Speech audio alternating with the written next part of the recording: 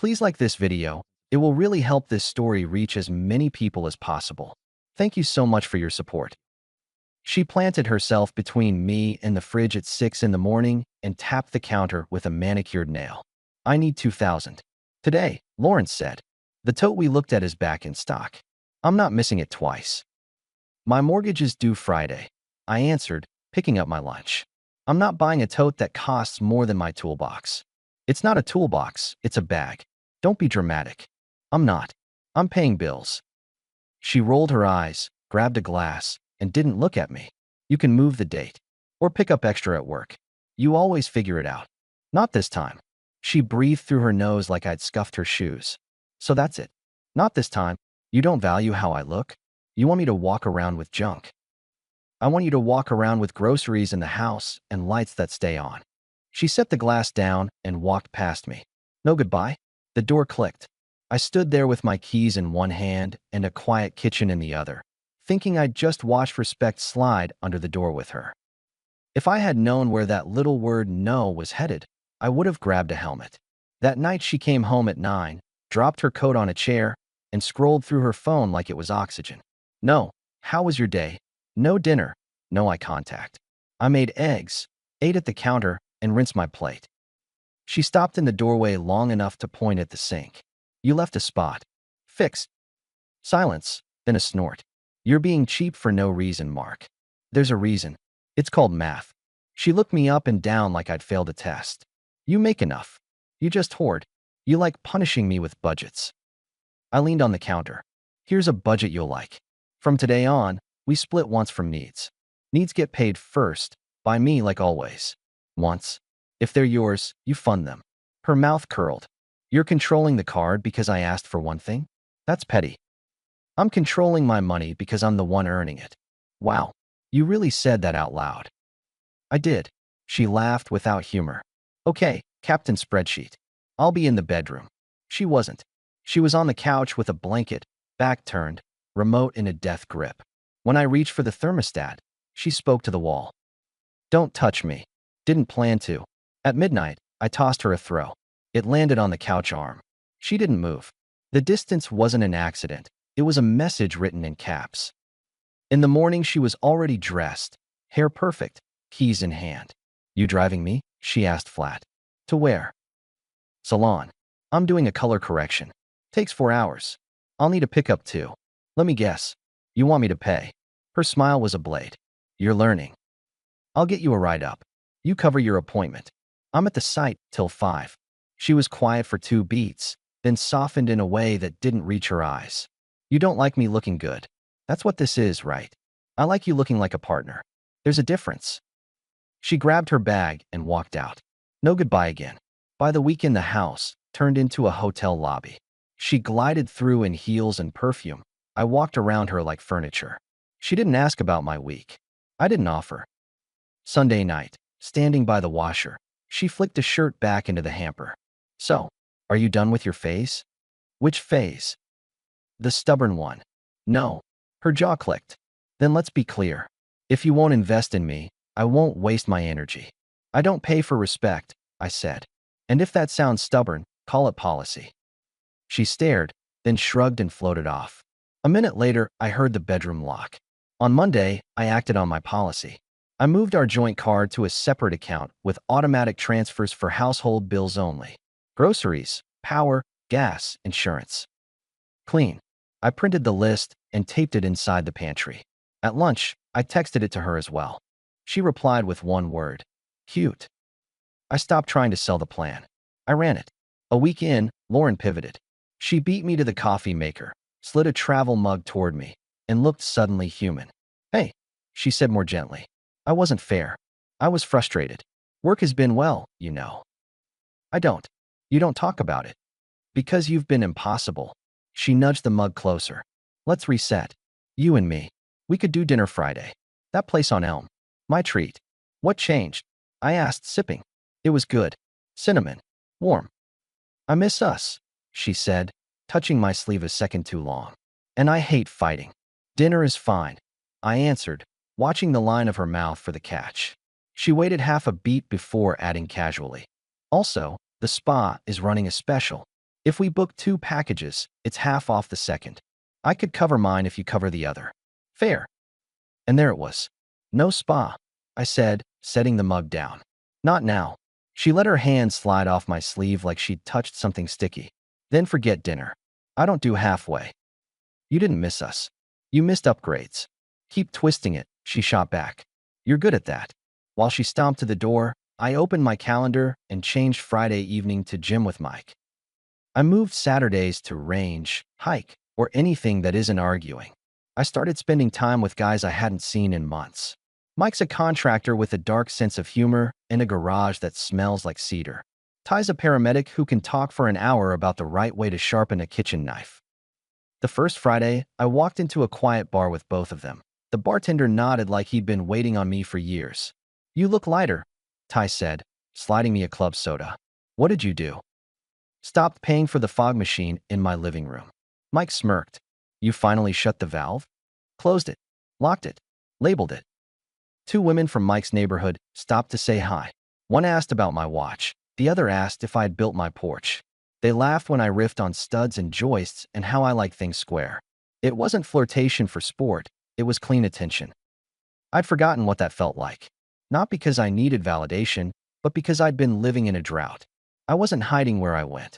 I came home at 10 and set my keys in the bowl. Lauren didn't look up from the couch. You're late. I'm home. You smell like a bar. Club soda. You think that makes you noble? I think it makes me hydrated. She didn't argue. She just rolled away and checked out. A full month of her avoiding me like I carried a cold, and me declining to play nurse. By the time our friends Brad and Kelsey texted about a backyard party, every thread in our house was pulled tight. Kelsey wants us there at 7, Lauren said, standing by the mirror, spritzing her neck. Fine. Dress decent. Not your work boots. I own more than one pair of shoes. She glanced at my shirt. Try proving it. We drove in a silence that wasn't empty. It was the kind with a ledger. I kept both hands on the wheel. She kept both on her phone. When we parked, she exited fast, like we weren't together, like the lot had assigned seating. Inside the yard, lights were strung between trees, and big bowls of chips sat next to a plastic tub of ice. Music hummed. People clinked glasses with that comfortable, suburban rhythm. Lauren drifted left to a group of women in linen. I stalled by the grill with Brad. She with you? He asked, eyebrow up. Technically, I said. Man, he muttered, flipping burgers. Good luck. Let me pause the story for just a second. If you're still listening, please hit the like button on this video. It really helps YouTube show this story to more people. Thank you so much for the support. Now let's get back to the story. I grabbed a soda and stood near the edge of the patio, watching the dog chase a tennis ball. That's where Emily found me. Emily's a friend of Lauren's. Book smart, warm laugh, works in nonprofit. We'd spoken maybe twice, both times about spice rubs. She walked up holding a plate of salad like it was a shield. You look stranded, she said. I'm giving the dog moral support. Dogs love that. You want a seat near actual people. Depends on the people. My table's harmless. She nodded toward a picnic bench. We talk about boring adult things like roofs. Sold. We sat, and it was easy. Weather, work, houses, the way DIY videos pretend nothing ever goes wrong. She asked about my crew. I asked about her board meetings. We traded stories, honest ones. Across the yard, Lauren stood with Kelsey and a tall brunette, glancing over with that pinched expression she saves for restaurant checks. Emily noticed. She's staring holes, she said lightly. You okay if I say something without stirring it? Go ahead. I heard about the tension. I'm sorry. You don't deserve to be iced out like that. Appreciate it, I answered, tapping my can. I stopped buying the fog machine. She smiled at the line. Then her eyes flicked to Lauren again. She's not thrilled you're over here. She's not thrilled by much that isn't premium. Harsh, Emily said, but she wasn't arguing. It's accurate. Emily took a breath. I don't pick sides, but I'll say this. Most women I know would be proud to have a man who puts in the hours you do. Good to know, I said, letting it land. You staying here all night? I told Kelsey I'd help clean up. Why? Because I don't feel like performing for anyone else's glare, I replied, standing. Come with me. We'll grab dinner where the silverware doesn't come in a roll. If you want out, just say the word, and I'll drive you back in 20. She held my eyes. That would be kind of a statement, Mark. True. And your wife is there, she said, nodding at Lauren, who'd fixed her attention on us like a microscope. That's the point. I'm done with quiet punishments. Emily hesitated. I'm not trying to jab her. I'm not jabbing.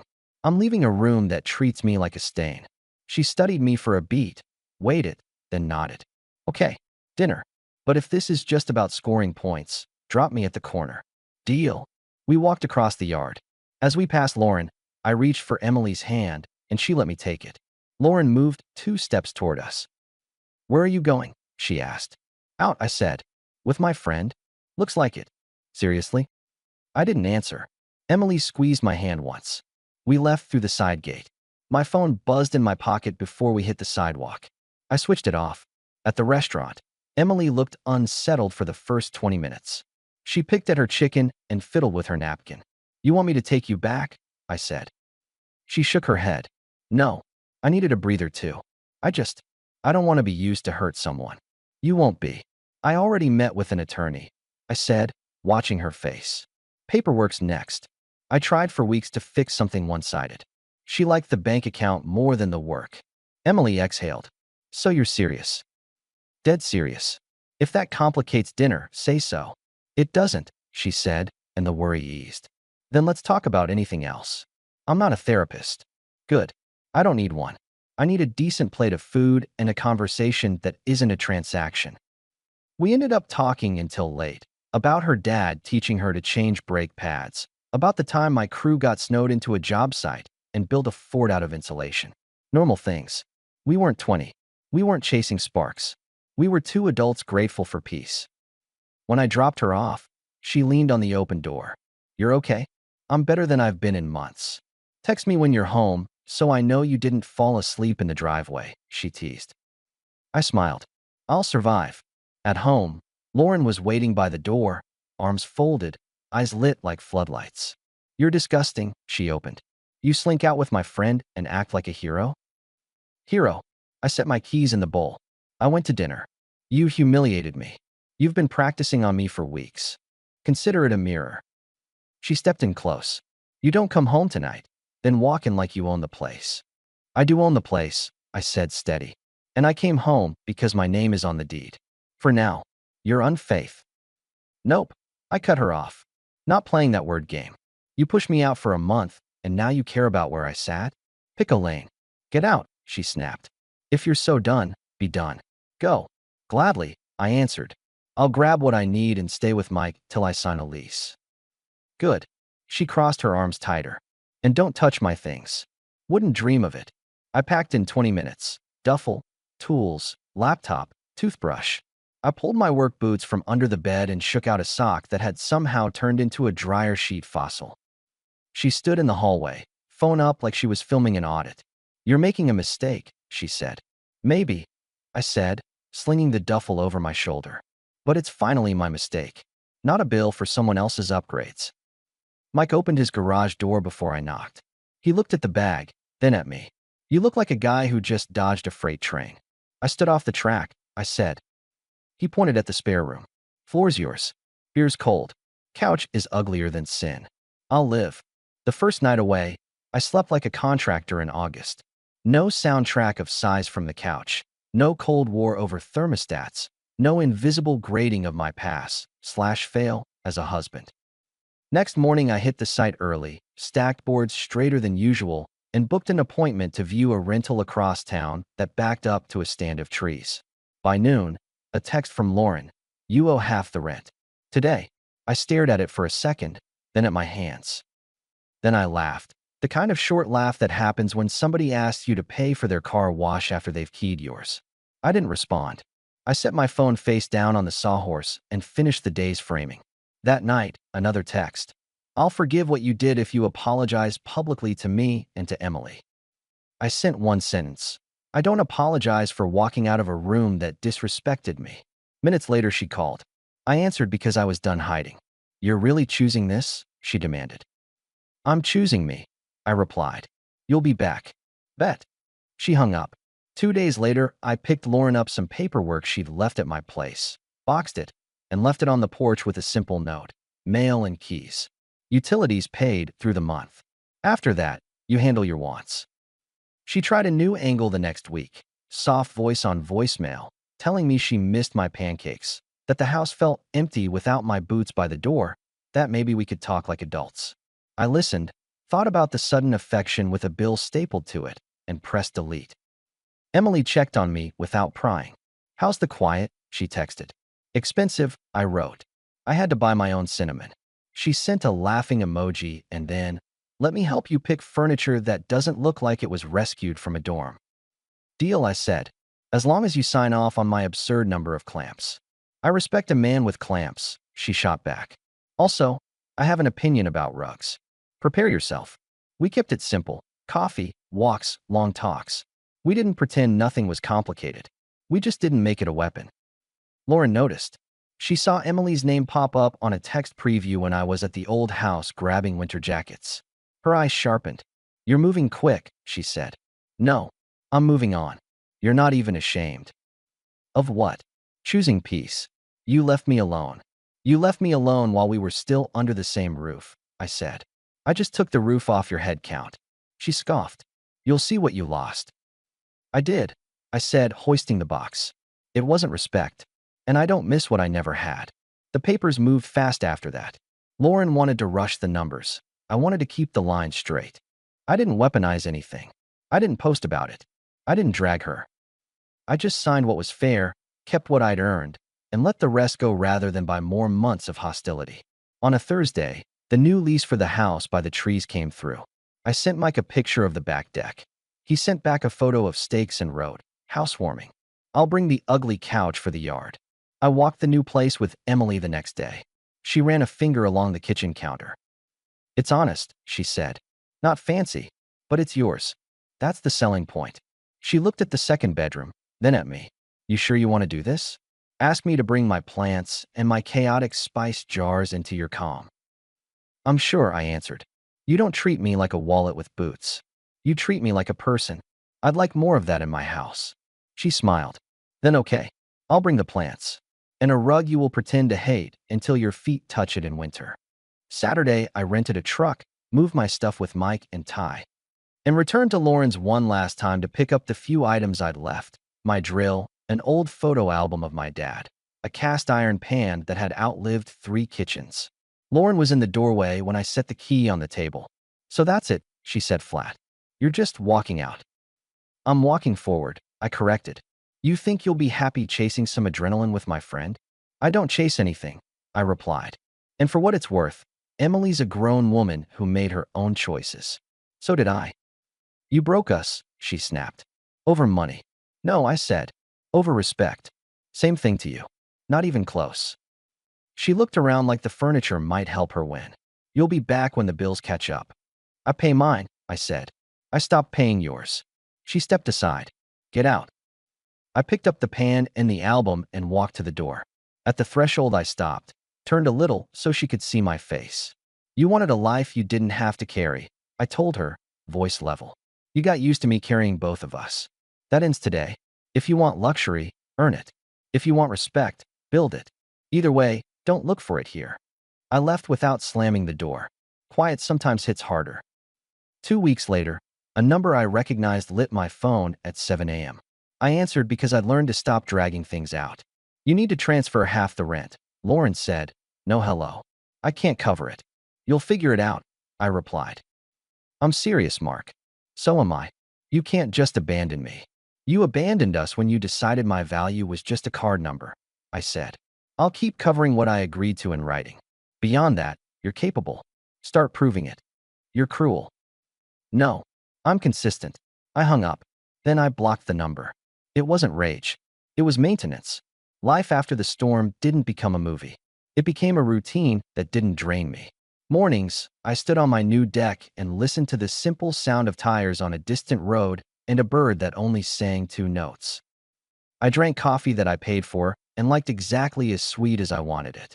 I drove to sites where the measuring tape still told the truth, no matter what anyone felt like that day. I put money aside for my own wants. A miter saw that blue sawdust like confetti, a fishing weekend I kept promising myself and finally took.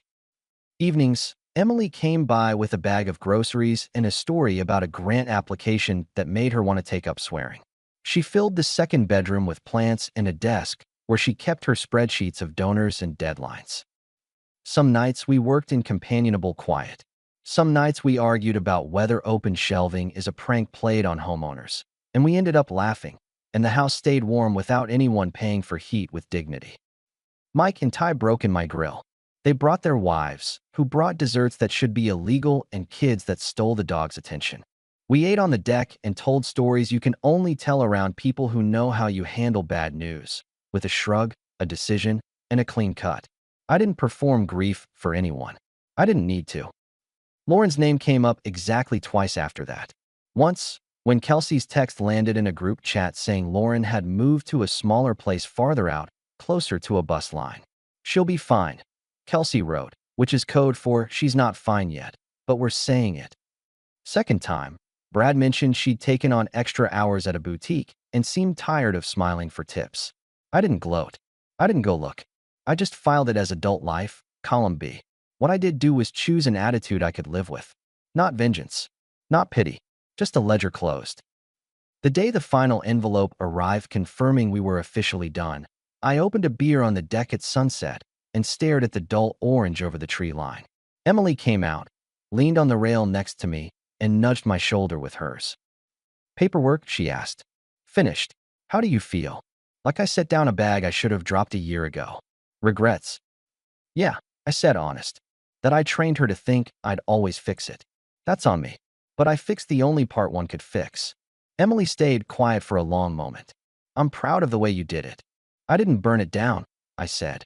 I just turned off the gas. She laughed softly and slid me a glance. You know you mixed metaphors. I'm a contractor. I mix concrete. Close enough. She took my hand. How about we take that fishing weekend you keep pretending is for other people? Deal, I said. But I'm picking the bait. Control freak. Boundaries, I corrected. She grinned. The truck in my driveway is paid for. The tool chest in my garage is alphabetized because I'm that kind of boring. The house smells like coffee and lemon oil, not like panic and perfume. I get up earlier than I have to because mornings don't feel like a negotiation anymore. I answer my phone when it rings because the only people who call me now do it to give, not to take. If you want a lesson, here's mine. When someone loves your wallet more than your spine, they will treat you like an ATM that apologizes. Stop apologizing. Start budgeting. For your time, your respect, and your peace. You'll be surprised how far that carries you when you finally walk forward, not out. And if anyone tells you to come back because they miss the way you funded their comfort, give them the truth I learned to say without raising my voice. If you want something shiny and useless, earn it yourself. I'm done buying tokens that buy me nothing. Our story has come to an end. If you've made it this far, how about subscribing to our channel? It helps us immensely. I've selected 2 other videos for you that I'm sure you'll enjoy. Feel free to click on them. I'll be waiting for you in the next story. See you soon.